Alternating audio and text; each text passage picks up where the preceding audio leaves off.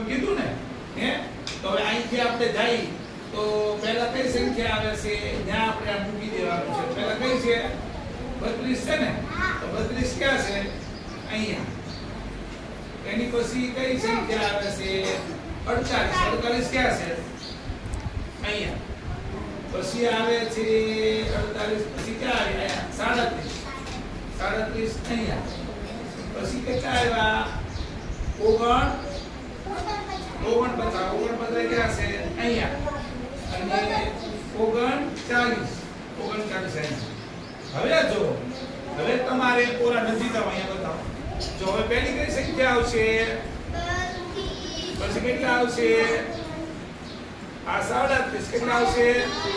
પછી કેટલા આવશે 39 પછી કેટલા આવશે 48 અને પછી કેટલા આવશે અને ચડતો ક્રમ કહેવાય સમજાણું તમારે અહીંથી તમારે આગળ જવાનું અહીંથી આમ જવાનું એટલે આ તમને ચડતા ક્રમમાં સંખ્યા તમે પોતે લખી શકશો